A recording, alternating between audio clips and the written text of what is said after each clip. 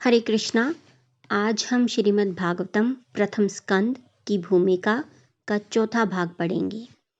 तत्पश्चात महाप्रभु कुछ काल के लिए दक्षिण भारत की ओर चले गए और जो जो उन्हें मार्ग में मिलते गए उन्हें वे श्री कृष्ण भक्त बनाते गए।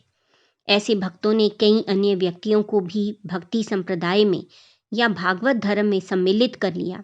इस प्रकार वे गोदावरी नदी के तट पर पहुंचे, जहां उनकी भेंट उड़ीसा के राजा महाराजा प्रतापरुद्र के अधीन मद्रास के गवर्नर शिला रामानंद राय से हुई। रामानंद राय के साथ उनकी वार्ताएं दिव्य ज्ञान की उच्चतर अनुभूति के लिए अत्यंत महत्वपूर्ण हैं और उनके संवाद से ही एक पुस्तिका बनती है। तथापि हम यहाँ इस संवाद का सारांश दे रहे हैं। यद्यपि शिला रामानंद राय बाह्य रूप से सामाजिक स्तर पर ब्राह्मण से निम्न जाति के थे, किंतु वे स्वरूप प्रसिद्ध व्यक्ति थे। वे सन्यासी नहीं थे और इसके अतिरिक्त वे राज्य के उच्च प्रशासन अधिकारी थे।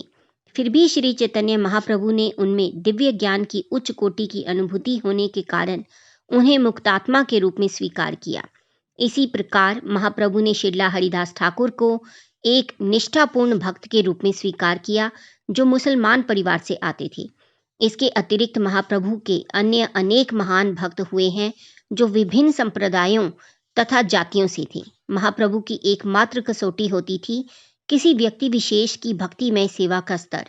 वे मनुष्य की बाह्य वेशभूषा की चिंता नहीं करते थे, उन्हें तो केवल आंतरिक आत्मा तथा उसके कार्यकलापों से सरोकार रहता था। अतएव श्री भगवान के सभी धर्म प्रचार संबंधी कार्यकलापों को आध्यात्मिक स्तर पर समझना होगा। इस प्रकार श्री चैतन्य महाप्रभु के संप्रदाय या भागवत धर्म संप्रदाय को संसारी कार्यों, समाज विज्ञान, राजनीति, आर्थिक विकास या जीवन के अन्य किसी क्षेत्र से कुछ भी लेना देना नहीं है। श्रीमद् भागवतम विशुद्ध रूप से आत्मा की दिव्य प्रेरणा है। जब वे गोदावरी के तट पर शिला रामानंद राय से मिले तो महाप्रभु ने हिंदुओं के द्वारा अपनाए जाने वाले वर्णाश्रम धर्म की चर्चा की। शिला रामानंद राय ने कहा कि वर्णाश्रम धर्म अर्थात 4 जातियां तथा 4 आश्रम के नियमों का पालन करने से हर व्यक्ति दिव्यता की अनुभूति कर सकता है, लेकिन महाप्रभु के मत से वर्णाश्रम धर्म की प्रणाली ऊपरी और छिछोरी है तथा सर्वोच्च आध्यात्मिक अनुभूति से इसका बहुत कम संबंध है। जीवन की सर्वोच्च सिद्धि भौतिक आसक्ति से विरक्त होना और तद अनुरूप श्री भगवान की दिव्य प्रेमा भक्ति की अनुभूति करना है। जो जीव इस मार्ग पर आगे बढ़ता है उसे श्री भगवान पहचान लेते हैं। अतः भक्तिमय सेवा ही समस्त ज्ञान के अनुशीलन की पराकाष्ठा है। जब पूर्ण पुरुषोत्तम भगवान श्री कृष्ण समस्त पतित आत्माओं के उद्धार के लिए प्रकट हुए थे, तब उन्होंने सभी जीवों के उद्धार के लिए निम्नलिखित उपदेश दिया था। जिन श्री भगवान से सभी जीव उद्भूत हुए हैं, उनकी पूजा उन्हें अपने सभी कार्यों के द्वारा करनी चाहिए, क्योंकि हम जो कुछ भी देख रहे हैं वह उनकी ही शक्ति का विस्तार है। यही वास्तविक सिद्धि का मार्ग है और भूतकाल तथा वर्तमान के समस्त प्रमाणिक आचार्यों द्वारा इसको मान्यता दी गई है। वर्णाश्रम प्रणाली बहुत कुछ नैतिक एवं आचार संबंधी नियमों पर आधारित है। इस प्रकार दिव्यता की अनुभूति बहुत कम हो पाती है। अतः श्री चैतन्य महाप्रभु ने इसे छिछोरी कहकर अस्वीकार कर दिया और शिला रामानंद राय से कहा कि वे इस विषय में आगे कहें। तब शिला रामानंद राय ने सकाम कर्मों को श्री भगवान को अर्पित करने का सुझाव रखा। इस प्रसंग में श्रीमद् भगवद गीता 9.27 का उपदेश है, तुम जो कुछ करो, जो कुछ खाओ तथा दान करो और जो भी तपस्या करो वह केवल मुझे ही अर्पित करो। कर्मयोगी द्वारा यह समर्पण बताता है कि श्री भगवान वर्णाश्रम प्रणाली की निराकार धारणा से एक सीढ़ी ऊपर है, लेकिन तो भी इस प्रकार जीव तथा श्री भगवान का संबंध स्पष्ट नहीं हो पाता। अतएव महाप्रभु ने इस प्रस्ताव को भी अमान्य कर दिया और शिला रामानंद राय से आगे बोलने को कहा। तब शिला रामानंद राय ने सुझाव दिया कि वर्णाश्रम धर्म का परित्याग करके भक्तिमय सेवा स्वीकार करनी चाहिए। महाप्रभु ने इस सुझाव का भी अनुमोदन नहीं किया, क्योंकि मनुष्य को सहसा अपना पद नहीं छोड़ना चाहिए, क्योंकि इससे वांछित फल नहीं मिलेगा। शिला राय ने आगे सुझाया कि भौतिक धारणा से मुक्त आध्यात्मिक अनुभूति की प्राप्ति जीव के लिए सर्वोच्च उपलब्धि है। महाप्रभु ने इस सुझाव को भी अस्वीकार कर दिया, क्योंकि ऐसी आध्यात्मिक अनुभूति के नाम पर अनेक धूर्त व्यक्तियों ने बहुत सा बखेड़ा खड़ा कर रखा है, अतएव सहसा ऐसा कर पाना संभव नहीं है। तब राय ने कहा कि स्वरूप प्रसिद्ध व्यक्तियों की निष्ठावान संगति तथा श्री भगवान की लीलाओं के दिव्य संदेश का विनीत भाव से श्रवण करना श्रेष्ठ होगा। महाप्रभु ने इस सुझाव का स्वागत किया। यह सुझाव ब्रह्म के पद चिन्हों का अनुसरण करते हुए रखा गया था, क्योंकि ब्रह्मा ने कहा है कि श्री भगवान अजीत कहलाते हैं, अर्थात वे जो ना तो किसी के द्वारा जीते जा सके और ना उन तक किसी की पहुंच हो सके, लेकिन ऐसे अजित भी एक अत्यंत सरल तथा सुगम विधि से जित बन जाते हैं। सरल विधि यह है कि मनुष्य अपने आप को भगवान कहने की उद्वत प्रवृत्ति त्याग दे। मनुष्य को अत्यंत विनम्र एवं विनीत होना चाहिए और उस वाणी को कान लगाकर सुनते हुए शांति पूर्वक रहना चाहिए जो भगवत धर्म के संदेश तथा श्री भगवान और उनके भक्तों को गौरवान्वित करने के विषय में स्वरूप प्रसिद्ध व्यक्ति द्वारा कही जा रही हो। महापुरुष की महिमा का गान करना जीवों की स्वाभाविक प्रवृत्ति है, लेकिन उन्होंने श्री भगवान की महिमा का गान करना नहीं सीखा है। श्री भगवान के स्वरूप प्रसिद्ध भक्त की संगति में रहकर श्री भगवान का गुणगान करने से जीवन की सिद्धि प्राप्त हो सकती है। स्वरूप सिद्ध भक्त वह है जो पूर्ण रूप से श्री भगवान की शरण में चला जाता है और जिसमें भौतिक संपन्नता के लिए कोई आसक्ति नहीं रहती। भौतिक संपन्नता तथा इंद्रिय भोग एवं उनकी उन्नति, ये सब मानव समाज में अज्ञानता के कार्यकलाप हैं। ऐसे समाज में शांति तथा मैत्री भाव असंभव है, जो ईश्वर तथा उनके भक्तों की संगति से दूर हो चुका है। इसलिए यह आवश्यक है कि मनुष्य निष्ठापूर्वक शुद्ध भक्तों की संगति की तलाश करे और जीवन की किसी भी अवस्था में उनसे धैर्यपूर्वक तथा विनीत भाव से सुने। आत्म साक्षात्कार के मार्ग में किसी मनुष्य का उच्च या निम्न जीवन पद बाधक नहीं होता, लेकिन एक ही बात जो करनी है वह है नियमित रूप से स्वरूप सिद्ध व्यक्ति से सुनना। अध्यापक अपने उन पूर्ववर्ती आचार्यों के पद चिन्हों पर चलकर जिन्होंने परम सत्य का साक्षात्कार किया है, वैदिक साहित्य के विषय में भाषण दे सकते हैं। भगवान श्री चैतन्य महाप्रभु ने आत्म साक्षात्कार की इस सरल विधि की संस्तुति की है, जिसे सामान्यतया भागवत धर्म कहा जाता है। इस कार्य के लिए श्रीमद् भागवतम पूर्ण पथ प्रदर्शक है। उपर्युक्त विषयों के अतिरिक्त श्री भगवान तथा श्रीला रामानंद राय के बीच अन्य उच्चतर आध्यात्मिक वार्ताएं हुई, लेकिन हम उनके विषय में जानबूझकर यहाँ कुछ नहीं कहेंगे, क्योंकि श्रीला रामानंद राय के साथ हुई इन वार्ताओं को सुनने हेतु सर्वप्रथम स्वयं को भी आध्यात्मिक धरातल पर लाना होगा। हमने एक अन्य पुस्तक भगवान श्री चैतन्य महाप्रभु का शिक्षा अमृत में श्रीला रामानंद राय के साथ हुई वार्ता प्रस्तुत की है। इस भेंट के अंत में श्री भगवान ने श्रीला रामानंद राय को सलाह दी कि वे नौकरी से अवकाश प्राप्त करके पुरी आ जाएं, जिससे दोनों साथ साथ रहकर दिव्य संबंधों का आस्वादन कर सकें। कुछ काल के बाद श्रीला रामानंद राय राजकीय नौकरी से मुक्त हो गए और जब उन्होंने राजा से पेंशन प्राप्त कर ली तो वे पुरी स्थित अपने निवास स्थान पर लौट आए, जहां पर वे श्री भगवान के सबसे विश्वस्त भक्तों में से एक बने। पुरी में एक अन्य महाशय भी थे जिनका नाम शिखी माहिती था। वे भी श्रीला रामानंद की ही भांति अत्यंत विश्वास पात्र थे। महाप्रभु पुरी में 3 या 4 संगियों के साथ आध्यात्मिक विषयों पर गुह्य बातें किया करते थे और इस प्रकार उन्होंने आध्यात्मिक समाधि में 18 वर्ष व्यतीत किए। उनकी बातें उनके निजी सचिव श्रीला दामोदर गोस्वामी द्वारा लिखी जाती रहीं, जो उनके 4 घनिष्ठतम भक्तों में से एक थे। महाप्रभु ने भारत के सभी दक्षिणी भाग की विस्तृत यात्रा की। महाराष्ट्र के महान संत तुकाराम को भी महाप्रभु ने दीक्षा दी। संत तुकाराम ने महाप्रभु से दीक्षा ग्रहण करने के पश्चात संपूर्ण महाराष्ट्र प्रदेश को संकीर्तन आंदोलन से अपलावित कर दिया, जिसका दिव्य प्रवाह आज भी महान भारतीय प्रायद्वीप के दक्षिण पश्चिम भाग में गतिमान है। महाप्रभु ने दक्षिण भारत से 2 अत्यंत महत्वपूर्ण प्राचीन ग्रंथ ढूंढ निकाले। ये है ब्रह्म संहिता तथा श्री कृष्ण करनामृत। ये दोनों ग्रंथ भक्ति मार्ग के हर व्यक्ति के लिए प्रमाणिक हैं। महाप्रभु दक्षिण भारत का भ्रमण करने के पश्चात पुनः पुरी लौट आए। महाप्रभु के पुरी लौटने पर उनके समस्त उत्सुक भक्तों को मानव जीवन दान मिल गया और महाप्रभु वहां अपनी दिव्य अनुभूति की लीलाएं करते रहे। इस अवधि की सबसे महत्वपूर्ण घटना थी महाप्रभु द्वारा राजा प्रताप रुद्र को आकर मिलने की अनुमति देना।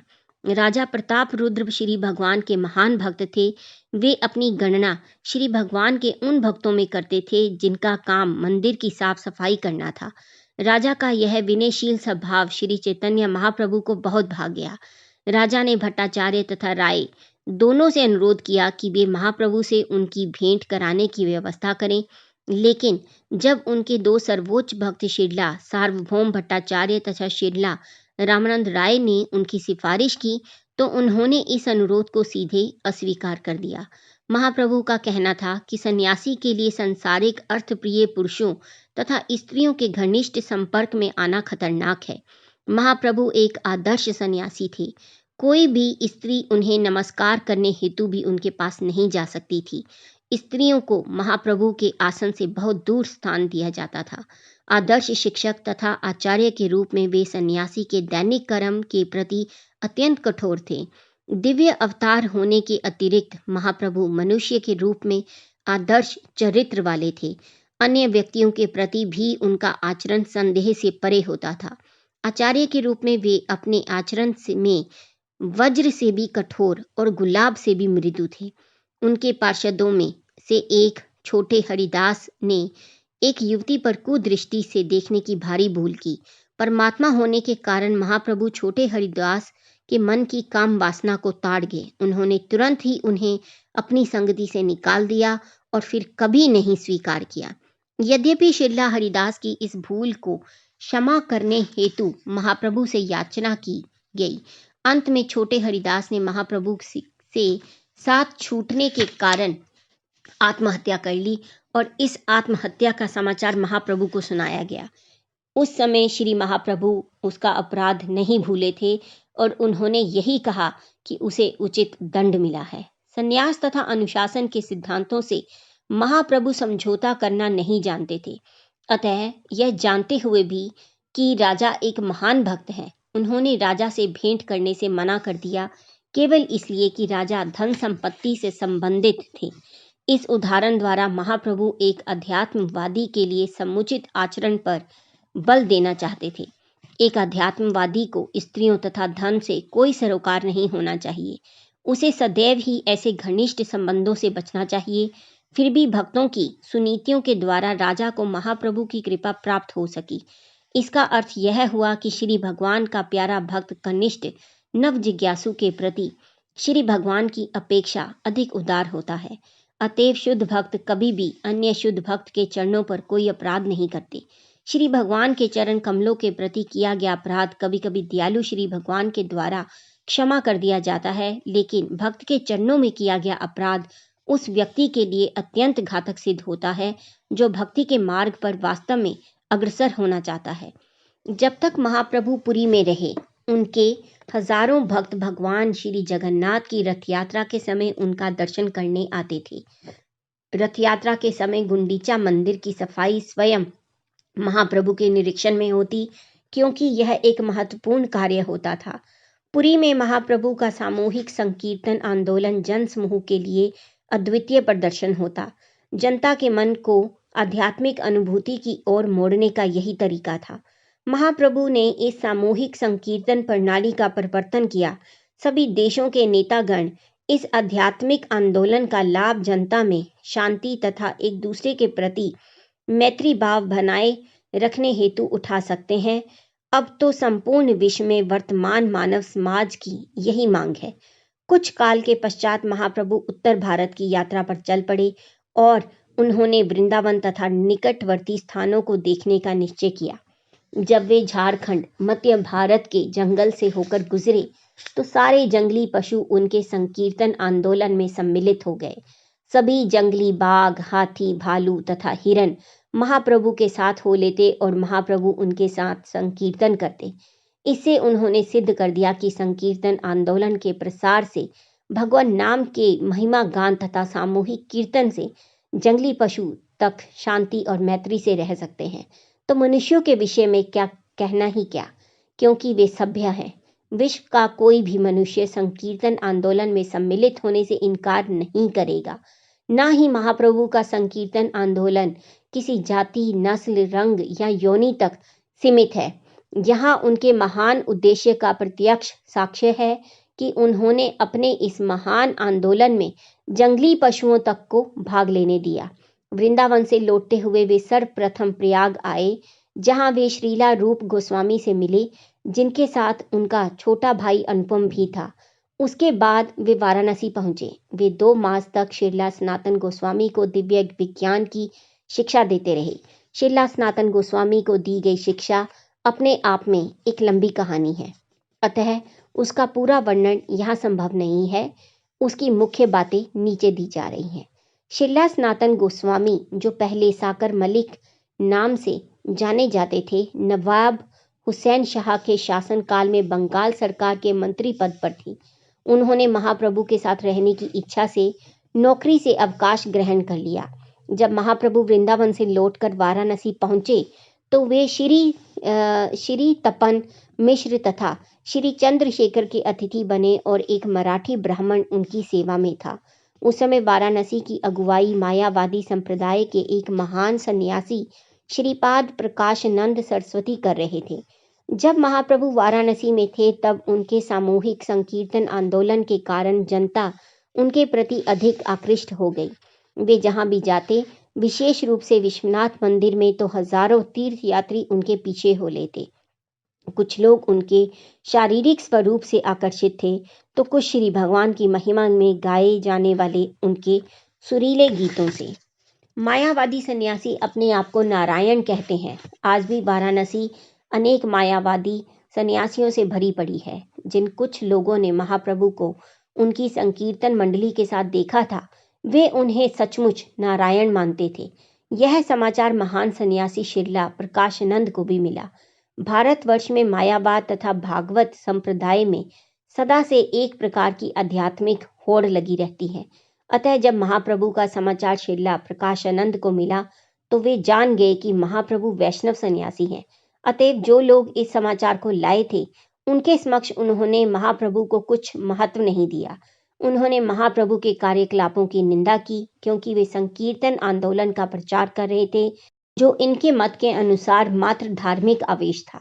श्रीला प्रकाशानंद वेदांत के पारंगत विद्वान थे।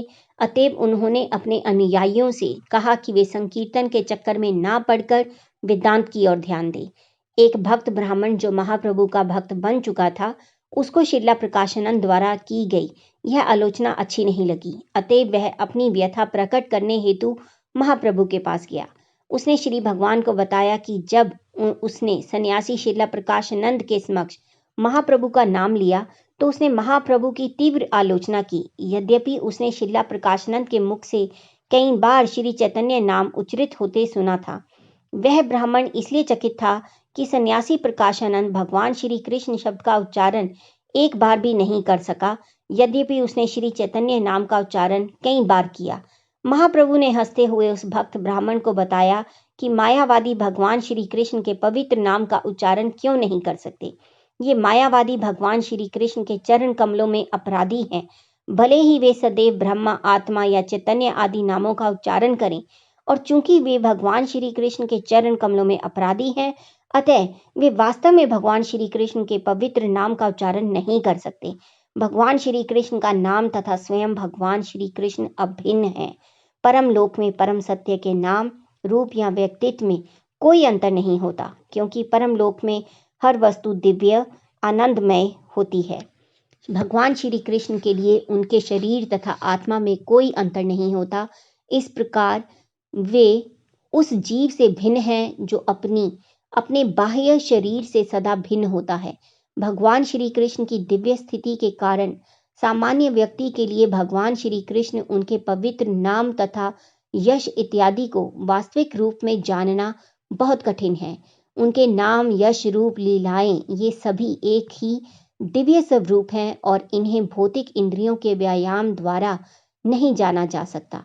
श्री भगवान की लीलाओं का दिव्य संबंध ब्रह्म की अनुभूति या परमेश्वर से तदाकार होने की अनुभूति से भी अधिक आनंद का स्रोत है। यदि ऐसा ना होता तो ब्रह्म के दिव्य आनंद में जो पहले से स्थित है, वे श्री भगवान की लीलाओं के दिव्य आनंद के द्वारा आकृष्ट ना हुए होते।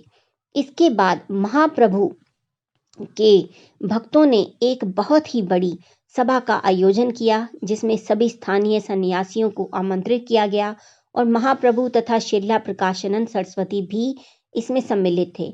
इस सभा में दोनों विद्वानों श्री महाप्रभु तथा शिला प्रकाशानंद के बीच संकीर्तन आंदोलन के आध्यात्मिक महत्व पर लंबा शास्त्रार्थ चला, जिसका सारांश नीचे दिया जा रहा है। महान मायावादी सन्यासी शिला प्रकाशानंद ने महाप्रभु से पूछा कि आप वेदांत सूत्र के अध्ययन की अपेक्षा संकीर्तन आंदोलन को प्राथमिकता क्यों देते हैं। शिला प्रकाशानंद ने कहा कि सन्यासी का धर्म वेदांत सूत्र का अध्ययन करना है, तो फिर श्री भगवान संकीर्तन में क्यों लगे हुए हैं। ऐसा पूछे जाने पर महाप्रभु ने इसका उत्तर अत्यंत विनीत भाव से दिया। वेदांत का अध्ययन करने के बदले मैं संकीर्तन आंदोलन में इसलिए लगा हूँ क्योंकि मैं मंद बुद्धि हूँ। इस प्रकार महाप्रभु ने अपने आप को इस युग के उन असंख्य मूर्खों में से एक बताया जो वेदांत दर्शन का अध्ययन कर सकने में सर्वथा अक्षम है। मूर्खों द्वारा वेदांत के अध्ययन में से समाज में इतनी उथल पुथल मची हुई है। महाप्रभु ने आगे कहा, चूंकि मैं मंदबुद्धि हूँ, अतएव मेरे गुरु ने मुझे मना किया कि मैं वेदांत दर्शन के साथ खिलवाड़ ना करूं। उन्होंने कहा कि अच्छा यह होगा कि मैं श्री भगवान के पवित्र नाम का कीर्तन करूं, क्योंकि इससे मैं भव बंधन से मुक्त हो सकूंगा। इस कलयुग में श्री भगवान के पवित्र नाम के उच्चारण द्वारा श्री भगवान की महिमा के गायन के अतिरिक्त अन्य कोई धर्म नहीं है। यही समस्त प्रमाणिक शास्त्रों का आदेश है।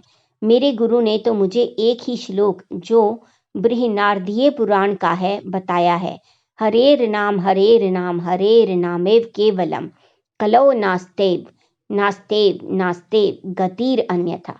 अतः मैं अपने गुरु के आदेश से भगवान श्री हरि के पवित्र नाम का कीर्तन करता हूँ और अब मैं इस पवित्र नाम के पीछे पागल रहता हूँ। जब भी मैं पवित्र नाम का उच्चारण करता हूँ तो मैं अपने आप को पूर्ण रूप से भूल जाता हूँ। कभी हंसता हूँ, कभी रोता हूँ, तो कभी पागलों की तरह नाचता हूँ। मैंने सोचा कि मैं इस कीर्तन विधि से सचमुच ही पागल बन गया हूँ, तो मैंने अपने गुरु से इसके विषय में पूछा।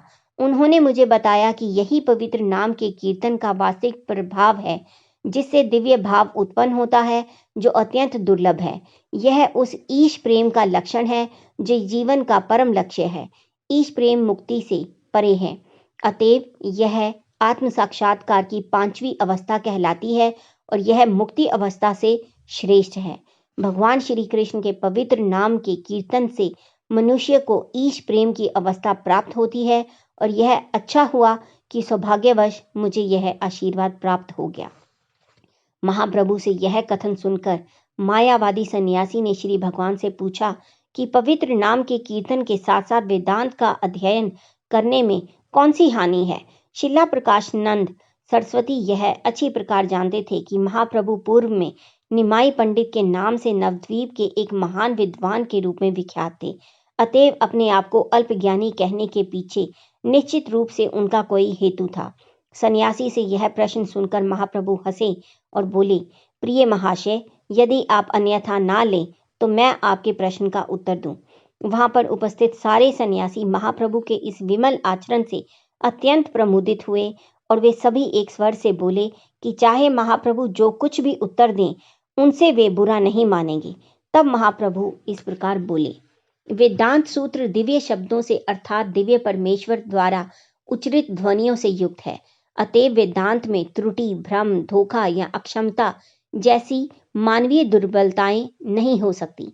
उपनिषदों का संदेश वेदांत सूत्र में अभिव्यक्त किया गया है। अतएव उसमें जो कुछ भी प्रत्यक्ष रूप से कहा गया है वह निश्चित रूप से महिमा मंडित है, लेकिन शंकराचार्य ने जो भी व्याख्याएं की हैं उनका सूत्र से कोई प्रत्यक्ष संबंध नहीं है। अतएव ऐसी टीका से सब कुछ बिगड़ जाता है। ब्रह्म शब्द सर्वोच्च का सूचक है, जो दिव्य ऐश्वर्यों से पूर्ण है और सर्वश्रेष्ठ है। ब्रह्म अंततः श्री भगवान के व्यक्तित्व का सूचक है और वे अप्रत्यक्ष व्याख्याओं से प्रच्छन्न हो जाते हैं और निराकार रूप में स्थापित किए जाते हैं। आध्यात्मिक जगत में जो कुछ भी है जिसमें श्री भगवान का रूप, शरीर, स्थान तथा सामग्री सम्मिलित है, दिव्य आनंद से परिपूर्ण है। ये सभी शाश्वत रूप से संज्ञात तथा आनंदपूर्ण है। यह आचार्य शंकर का दोष नहीं है कि उन्होंने वेदांत की ऐसी व्याख्या की, लेकिन यदि कोई उसे अंगीकार करता है तो समझिए कि उसका सर्वनाश हो गया। यदि कोई श्री भगवान के दिव्य शरीर को भौतिक मानता है तो वह निश्चित रूप से सबसे बड़ा अपराध करता है। इस प्रकार महाप्रभु इस सन्यासी से लगभग उसी स्वर में बोले जिस प्रकार वे पुरी के शिला भट्टाचार्य से बोले थे, और अपने सशक्त तर्कों के आधार पर उन्होंने वेदांत सूत्र की मायावादी व्याख्याओं का खंडन किया। वहां पर उपस्थित समस्त सन्यासियों ने स्वीकार किया कि महाप्रभु साक्षात वेद तथा परमेश्वर हैं। अतः सारे सन्यासी भक्ति संप्रदाय में दीक्षित हो गए। सबने भगवान श्री कृष्ण के पवित्र नाम को स्वीकार किया और सबने महाप्रभु के साथ उन्हें बीच में रखकर भोजन किया। सन्यासियों के इस संप्रदाय परिवर्तन से वाराणसी में महाप्रभु की लोकप्रियता बढ़ गई और हजारों व्यक्ति महाप्रभु का दर्शन करने हेतु एकत्र होने लगे। इस प्रकार महाप्रभु ने भागवत धर्म की प्रारंभिक महत्ता स्थापित की और उन्होंने आत्म साक्षात्कार की अन्य समस्त पद्धतियों को परास्त कर दिया। तब से वाराणसी का प्रत्येक व्यक्ति दिव्य संकीर्तन आंदोलन से अभिभूत होने लगा। जब महाप्रभु वाराणसी में अपना डेरा डाले हुए थे, तभी श्रीला सनातन गोस्वामी भी अपने पद से अवकाश ग्रहण करके वहां आ गए। वे नवाब हुसैन शाह के शासन के अंतर्गत बंगाल सरकार के भूतपूर्व मंत्री थे। चूंकि नवाब उन्हें अवकाश देना नहीं चाहता था, अतएव उन्हें वहां से छूटकर आने में कुछ कठिनाई हुई।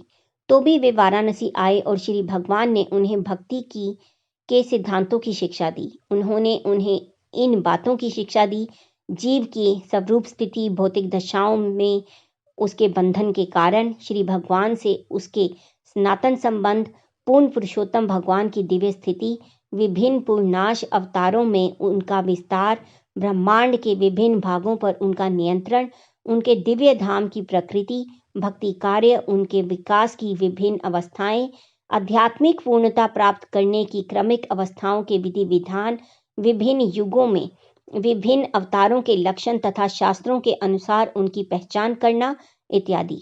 श्री चैतन्य चरितामृत में श्रीला सनातन गोस्वामी को महाप्रभु द्वारा दिए गए उपदेशों से संबंधित एक पूरा बड़ा अध्याय है। उन समस्त उपदेशों की विशद व्याख्या के लिए पूरी पुस्तक लिखनी पड़ेगी। इनका विस्तृत वर्णन हमारी पुस्तक भगवान श्री चैतन्य महाप्रभु का शिक्षा अमृत में दिया हुआ है। मथुरा में महाप्रभु ने समस्त महत्वपूर्ण स्थलों की मुलाकात ली। फिर वे वृंदावन पहुंचे। भगवान श्री चैतन्य भले ही उच्च ब्राह्मण परिवार में जन्मे थे, परंतु सन्यासी होने के कारण वे सभी वर्णों तथा आश्रमों के गुरु थे। इसलिए वे सभी जाति के वैष्णवों से भोजन ग्रहण करते थे। मथुरा में सनोडिया ब्राह्मण समाज में निम्न स्तर पर माने जाते हैं, लेकिन महाप्रभु ने ऐसे ब्राह्मण परिवार से भी भोजन स्वीकार किया, क्योंकि यह यजमान संयोगवश माधवेंद्रपुरी के वंश का शिष्य भी था। वृंदावन में महाप्रभु ने 24 महत्वपूर्ण स्थानों एवं घाटों में स्नान किया। उन्होंने 12 महत्वपूर्ण वनों की यात्रा भी की। इन वनों की सारी गायों तथा पक्षियों ने उनका स्वागत किया, मानो वे उनके अत्यंत पुराने मित्र हों। महाप्रभु उन वनों के हर वृक्ष का आलिंगन भी करते जाते थे और ऐसा करते हुए उनमें दिव्य आनंद के लक्षण प्रकट हो जाते थे।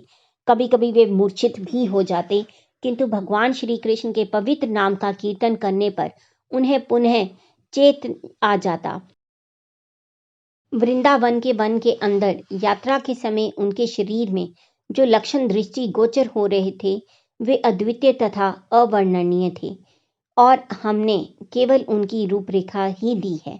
महाप्रभु ने वृंदावन के जिन महत्वपूर्ण स्थलों का दर्शन किया उनमें से कुछ थे काम्यवन, आदिश्वर, पावन सरोवर, खदीर वन, शेष शाही, खेल तीरथ, बांढीर वन, बद्रवन, श्रीवन, लोहवन, महावन, गोकुल, कालिय हृदय, द्वादश आदित्य, केशी तीर्थ इत्यादि।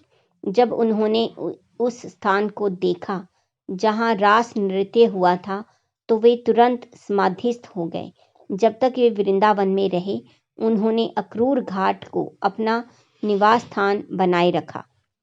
महाप्रभु के निजी सेवक श्री कृष्ण दास विप्र ने उन्हें वृंदावन से माघ मेला के अवसर पर स्नान करने हेतु प्रयाग जाने हेतु प्रेरित किया। महाप्रभु ने यह प्रस्ताव मान लिया और वे प्रयाग के लिए रवाना हो गए। रास्ते में उन्हें कुछ पठान मिले जिनमें से एक विद्वान मौलाना थे। महाप्रभु की इस मौलाना तथा उसके साथियों से कुछ बातें हुई तो उन्होंने मौलाना को विश्वास दिलाया कि कुरान में भी भागवत धर्म तथा भगवान श्री कृष्ण का वर्णन है। फलस्वरूप सारे पठानों ने उनके भक्ति संप्रदाय को स्वीकार कर लिया। जब वे प्रयाग आ गए तो श्रीला रूप गोस्वामी तथा उनके सबसे छोटे भाई उनसे बिंदु माधव मंदिर के निकट मिले। इस बार प्रयाग के निवासियों ने महाप्रभु का पहले से अधिक आदरपूर्ण स्वागत किया। प्रयाग के उस पार स्थित आड़ेल गांव के निवासी श्रीला वल्लभ भट्ट अपने गांव में उनका स्वागत करने वाले थे, लेकिन वहां जाते समय महाप्रभु यमुना नदी में कूद पड़े। बड़ी ही कठिनाई से उन्हें मूर्छित अवस्था में पकड़कर बचाया गया। अंत में वे वल्लभ भट्ट के स्थान पर गए। श्रीला वल्लभ भट्ट महाप्रभु के मुख्य प्रशंसकों में से एक थे, लेकिन बाद में उन्होंने अपना दल बना लिया जिसका नाम वल्लभ संप्रदाय पड़ा। प्रयाग में दशाश्वमेध घाट पर महाप्रभु ने श्रीला रूप गोस्वामी को निरंतर 10 दिनों तक श्री भगवान की भक्ति का ज्ञान दिया। उन्होंने श्रीला गोस्वामी को प्राणियों की 84 लाख योनियों के विभागों की शिक्षा दी। फिर उन्होंने मनुष्य योनि के विषय में शिक्षा दी। उन्होंने मनुष्यों में से वैदिक सिद्धांतों के अनुयायियों के विषय में, फिर इनमें से सकाम कर्मियों, फिर इनमें से भी ज्ञानियों तथा ज्ञानियों में से मुक्त आत्माओं के विषय में बातें बताई। उन्होंने बताया कि कुछ ही ऐसे मनुष्य हैं जो वास्तव में भगवान श्री कृष्ण के शुद्ध भक्त हैं। श्रीला रूप गोस्वामी सनातन गोस्वामी के छोटे भाई थे। जब वे सेवा से निवृत्त हुए तो वे अपने साथ 2 नाव भरकर सोने के सिक्के लाए थे, अर्थात वे अपनी नौकरी से संचित कई लाख रुपए लाए थे। उन्होंने गृह त्याग कर भगवान श्री चैतन्य महाप्रभु के पास जाने के पूर्व अपनी संपत्ति इस प्रकार बांट दी: 50% श्री भगवान तथा उनके भक्तों की सेवा में, 25% संबंधियों में तथा 25% आपातकालीन निजी आवश्यकता के लिए। इस प्रकार से उन्होंने समस्त गृहस्थों के लिए एक आदर्श स्थापित किया। महाप्रभु ने श्रीला गोस्वामी को भक्ति के विषय में शिक्षा देते समय भक्ति की तुलना एक लता से की और उपदेश दिया कि इस भक्ति लता को शुद्ध भक्तों के प्रति किए गए अपराध रूपी मक्त हाथी से अत्यंत सावधानी से बचाना चाहिए। इसके अतिरिक्त इस लता की रक्षा इंद्रिय भोग की इच्छाओं से, अद्वैतवादी मुक्ति से तथा हठ योग प्रणाली की सिद्धि से भी करनी होगी। ये सब भक्ति पथ के लिए हानिकारक हैं। इसी प्रकार जीवों के प्रति हिंसा, सांसारिक लाभ की इच्छा, सांसारिक सम्मान तथा सांसारिक यश भी भक्ति या भागवत धर्म की उन्नति में बाधक है। शुद्ध भक्तिमय सेवा को इंद्रिय तृप्ति की समस्त इच्छाओं, सकाम महत्वाकांक्षाओं तथा अद्वैतवादी ज्ञान के संवर्धन से मुक्त रखा जाना चाहिए। मनुष्य को समस्त उपाधियों से मुक्त होना चाहिए और जब वह दिव्य शुद्धता को प्राप्त कर लेता है तब वह शुद्ध इंद्रियों द्वारा श्री भगवान की सेवा कर सकता है। जब तक इंद्रिय भोग की या परमेश्वर से एकाकार होने की या योग शक्तियों को प्राप्त करने की इच्छा रहती है तब तक शुद्ध भक्तिमय सेवा की अवस्था प्राप्त करने का प्रश्न ही नहीं उठता। भक्ति 2 प्रकार से संपन्न की जाती है: प्राथमिक अभ्यास द्वारा तथा स्वतः स्फूर्त भाव से। जब कोई स्वतः स्फूर्त भाव की दशा को प्राप्त कर लेता है तो वह आध्यात्मिक अनुराग, अनुभूति, प्रेम तथा भक्तिमय जीवन की ऐसी अनेक उच्चतर अवस्थाओं द्वारा आगे भी प्रगति कर सकता है जिनके लिए अंग्रेजी भाषा में शब्द नहीं है।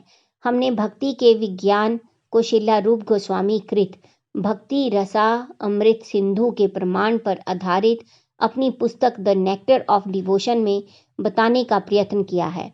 दिव्य भक्ति में सेवा में आदान प्रदान की 5 अवस्थाएं होती हैं। नंबर 1, भौतिक बंधन से मुक्ति पाने के उपरांत आत्म साक्षात्कार की अवस्था शांत अर्थात तटस्थ अवस्था कहलाती है। नंबर 2, इसके पश्चात श्री भगवान के आंतरिक ऐश्वर्यों के दिव्य ज्ञान के विकास होने पर भक्त दास्य अवस्था में रत होता है। नंबर 3, दास्य अवस्था के आगे और विकास होने से श्री भगवान के साथ आदर के साथ का भातृभाव उत्पन्न होता है, जिसके बाद समान स्तर का मैत्री भाव प्रकट होता है। ये दोनों अवस्थाएं सख्य अवस्था अर्थात मैत्री भाव में की जाने वाली भक्तिमय सेवा कहलाती है। नंबर 4, इसके बाद वात्सल्य अवस्था आती है, जिसमें श्री भगवान के प्रति माता पिता जैसा प्रेम भाव उपजता है। 5वां, इसके पश्चात माधुर्य प्रेम की अवस्था आती है, जिसे ईश प्रेम की सर्वोच्च अवस्था कहते हैं। यद्यपि उपर्युक्त अवस्थाओं की गुणवत्ता में कोई अंतर नहीं है, ईश्वर के प्रति युगल प्रेम की यह अंतिम अवस्था माधुर्य अवस्था कहलाती है। इस प्रकार उन्होंने श्रीला रूप गोस्वामी को भक्ति विज्ञान की शिक्षा दी और उन्हें श्री भगवान की दिव्य लीलाओं से संबंधित वृंदावन के लुप्त स्थलों की खुदाई करने का कार्यभार सौंपा। तत्पश्चात महाप्रभु वाराणसी लौट गए और वहां सन्यासियों का उद्धार किया तथा श्रीला रूप गोस्वामी के बड़े भाई को भी शिक्षा दी। इसकी चर्चा पूर्व में ही हो चुकी है। महाप्रभु लिखित रूप से अपने उपदेशों के केवल 8 श्लोक ही छोड़ गए, जो शिक्षाटक नाम से जाने जाते हैं। उनके दिव्य संप्रदाय का अन्य साहित्य उनके प्रधान अनुयायी वृंदावन के 6 गोस्वामियों तथा उनके अनुयायियों द्वारा लिखा गया। चैतन्य दर्शन का संप्रदाय अन्य किसी संप्रदाय से अधिक समृद्ध है और उसे आज का जीवित धर्म माना जाता है, जिसमें विश्व धर्म के रूप में फैलने की शक्ति है। हमें प्रसन्नता है कि श्रीला भक्ति सिद्धांत सरस्वती गोस्वामी महाराज तथा उनके शिष्य जैसे कुछ उत्साही साधुओं ने इस कार्य को अपने हाथ में लिया है। हम उस दिन की उत्सुकता पूर्वक प्रतीक्षा में हैं जब भगवान श्री चैतन्य महाप्रभु द्वारा परिवर्तित भागवत धर्म या प्रेम धर्म के आनंददायक दिन आएंगे।